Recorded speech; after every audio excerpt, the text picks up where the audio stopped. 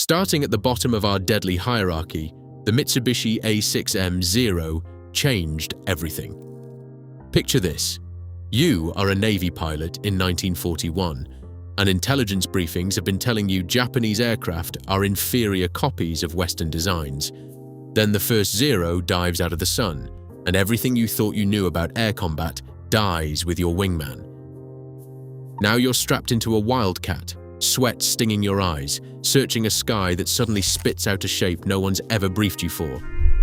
The Zero drops from the sun in a blinding flash, gone before your nerves catch up. You yank the stick, but the Zero is already behind you, carving a circle so tight it feels like it's breaking physics. At 331 miles per hour, it climbs past 3,100 feet per minute, and when it turns, the radius is just 656 feet, half what your own fighter manages. Every maneuver you've trained for falls apart. The Wildcat stalls if you try to match that turn, so the only escape is a desperate dive, hoping the Zero can't follow. In those first encounters, the cockpit isn't just cramped, it's a trap.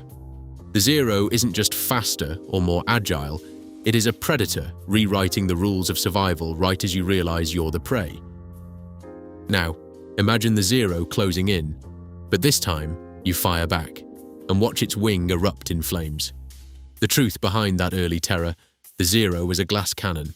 No armor behind the seat, no self-sealing fuel tanks.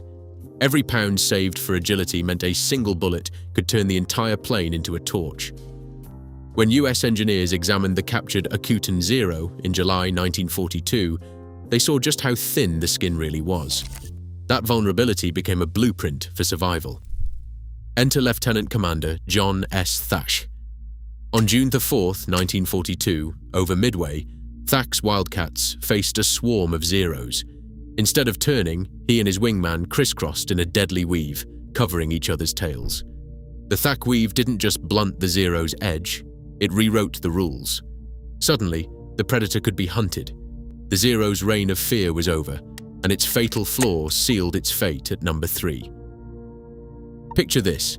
The sky over Berlin, March 6th, 1944.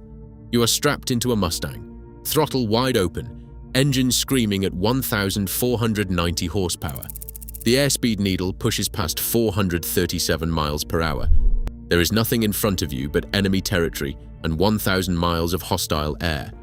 The Mustang's range, 1,650 miles with drop tanks, means for the first time, bombers are not alone all the way to the heart of the Reich. German pilots scramble, expecting an easy kill, but the rules have changed.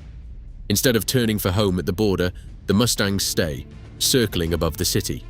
Oberst Adolf Galland, Luftwaffe's top fighter leader, later called it a moment of pure shock.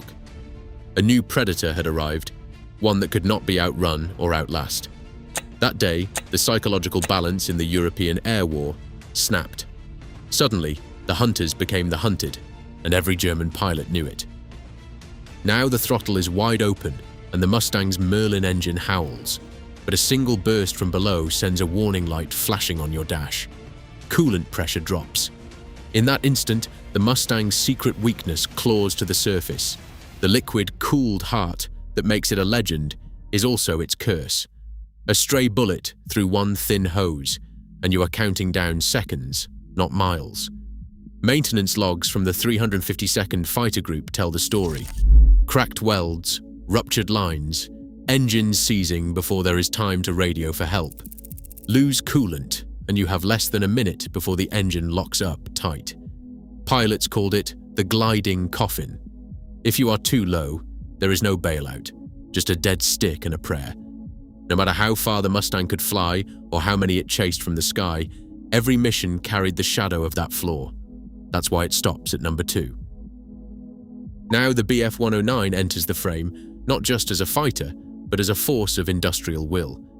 Beneath its narrow canopy, the DB605A1 engine hammers out 1,475 horsepower, pushing the G6 variant to 386 miles per hour at 22,640 feet.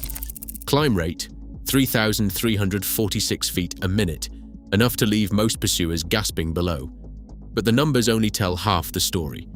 While Allied bombers pounded German factories, Messerschmitt's answer was to scatter production across dozens of sites, from Munich to Regensburg. By late 1944, even as the Reich burned, the assembly lines kept rolling. Over 1,300 new Bf-109s each month, stamped out by a network that refused to break. The result? A fighter that wasn't just deadly in the air, but almost impossible to erase from the sky. The Bf-109 became the nightmare you couldn't bomb away, a machine that turned every sortie into a test of nerves and numbers. Now you are scanning for the Bf-109, knowing that every Allied manual drilled the same warning into your head: never climb with the 109. Its climb rate, over 3,300 feet per minute, meant it vanished upward in seconds, leaving you exposed and helpless if you tried to follow. This was not just rumor. Training pamphlets and squadron briefings hammered it home. Engage with speed, attack from above, but never try to outclimb a Messerschmitt. Erich Hartmann, the ace of aces with 352 claims to his name, became the living embodiment of that threat. His victims were not just outflown, they were outthought, forced to abandon instinct and fly by the book just to survive. The Bf-109 did not just win dogfights, it rewrote Allied doctrine, burned fear into every checklist, and made every pilot second-guess the sky itself. Subscribe for more true war stories that go beyond the numbers. Picture this. Even now, air combat doctrines echo lessons forged in panic and pursuit above wartime skies. The deadliest plane isn't just history, it's the blueprint for fear.